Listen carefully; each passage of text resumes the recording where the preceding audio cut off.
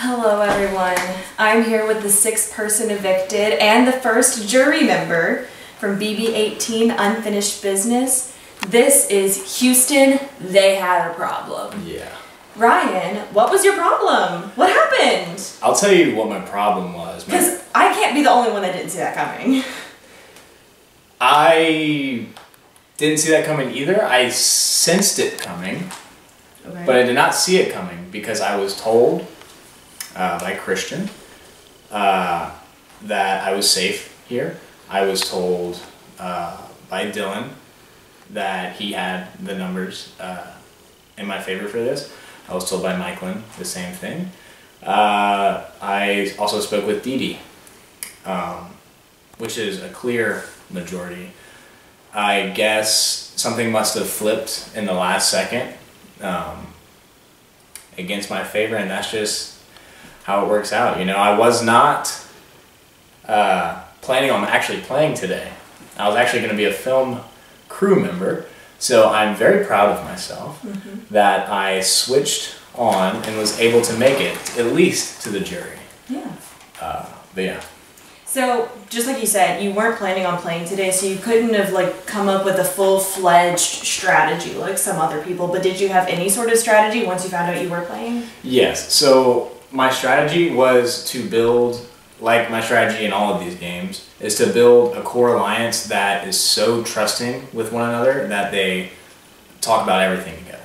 And in this game, that was myself, Michael, and Logan, or what I hoped to be Logan and thought to be Logan. Truly, that bond was just shared between Michael and I, because Logan did end up kind of flipping and flopping on us, which we did not hold against him. We still worked with him after he flipped with us to, you know, continue our alliance into the game. He was just putting his hands and feet into the ponds of other people to secure his own safety, which was a good move on his part.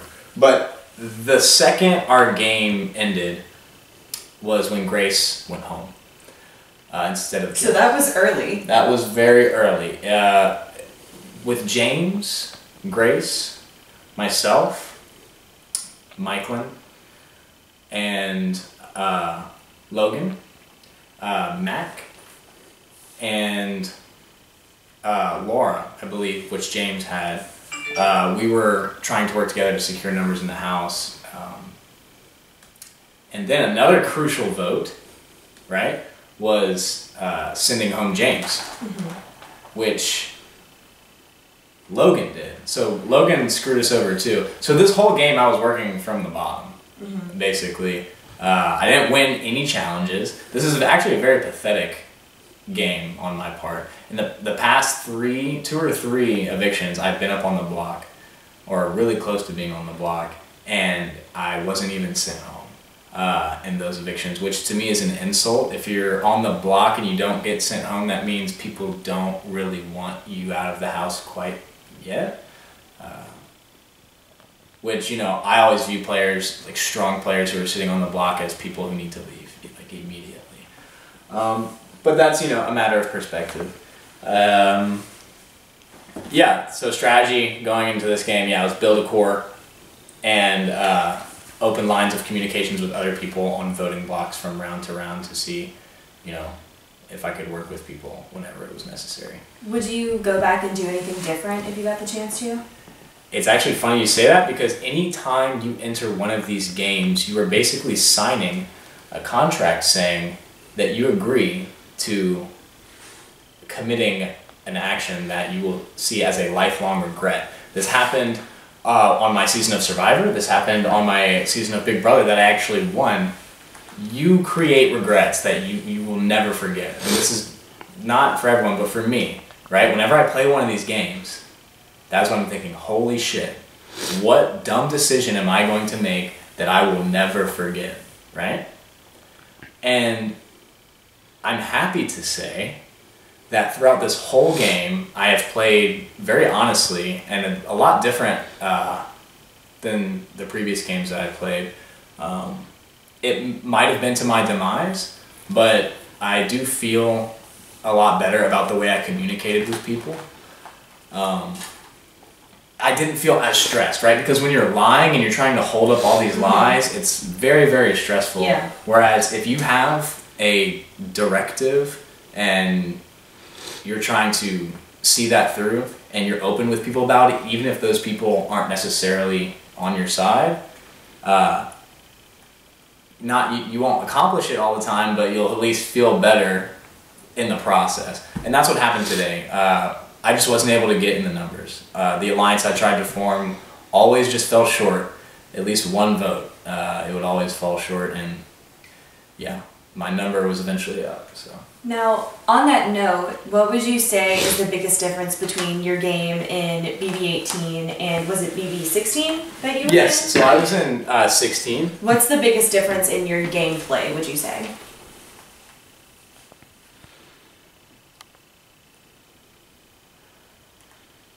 I would say that I did a lot better of a job in the last game in having information coming from all angles, right?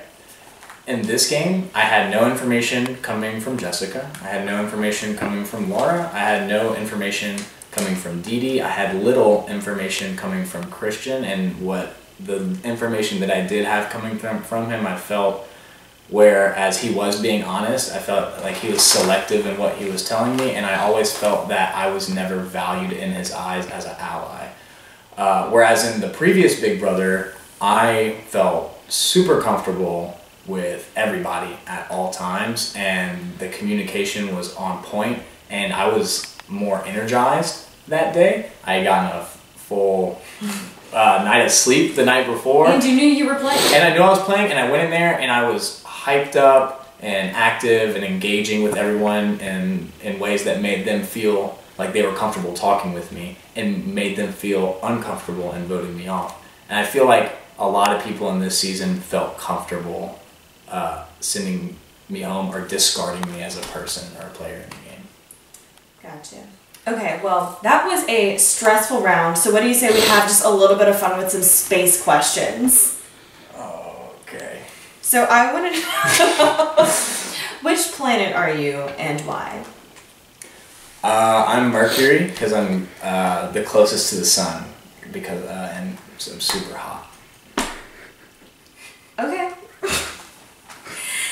Okay, please pick an object from space to describe your game today. So that could be like a shooting star or a black hole, maybe a comet plummeting toward Earth. Like, I want to know. So, I guess, yeah, the whole thing about this game was I was a lot less present.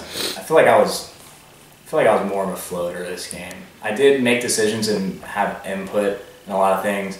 So I guess I would be described as a like a pebble.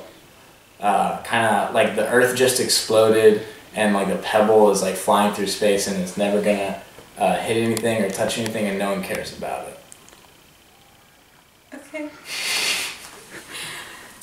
Which which of your housemates would you take to space with you? I would definitely take Mitch. Really? Yeah. I think that's a surprise to everyone in America. No, I'm kidding.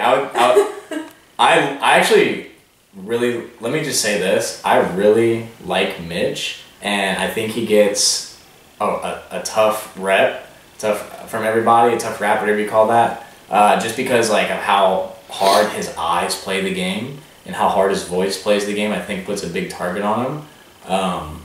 But this is the second time in a row that I've played with him and have basically pushed him to the opposite side of the field from me, just based off of those things. But I just want to say, like, yeah, I respect him. I just think it's unlucky, you know. So you would take him to space because you feel bad for him?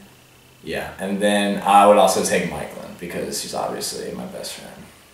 Oh, that's really cute. Okay, so I want to know, at this point in time, who do you think is going to win Big Brother 18?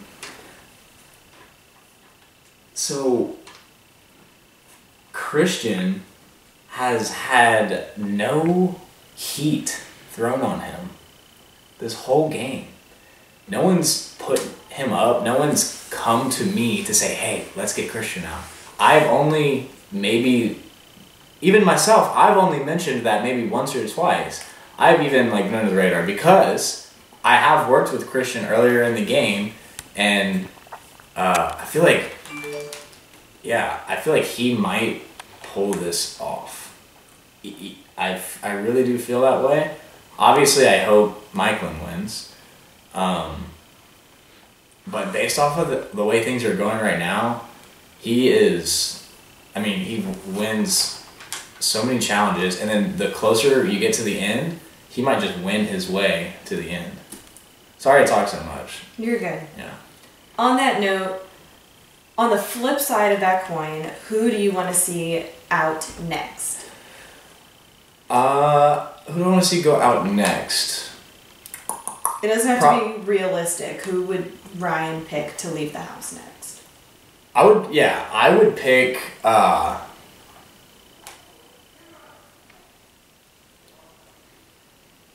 Dylan to leave the house next. I'm really sad about the way he kind of treated me in the game. And I'm not an emotional player, and I didn't play this game emotionally at all, but that doesn't mean I don't have emotions. So the way he kind of was like, hey, like, I'm for sure going this way with you guys. You have nothing to worry about, yada, yada, yada. And then completely flipped, and then had the audacity to like take me up here and like apologize. And like give like a bullshit apology. I'm like, okay, whatever. I didn't blow him off right then and there because you don't want to play emotionally, right? Mm-hmm. But yeah, I would want to see him go. Alright, I have one more question for you, and it's a pretty important one. Oh God. Which space icon do you think you are? This could be Brittany in the Oops, I Did It Again video. It could be Xenon, girl of the 21st century. It could be, no, you're not going to know this. Maybe you know this. Maybe you'll know this. I'm going to go ahead and guess 90% of anyone watching this doesn't know this, but the space icon that I am is Space Dandy. Alright? Go look it up. That's SPACEDANDY, Space Dandy. It's a baller. Alright. Well, this has been another episode of Houston. They had a problem with the iconic, dare I say, Ryan. Aw, thank you. Will you please start the pose with me on 3? Oh. Okay. 1, 2, 3. I'll see you next time. Oh God.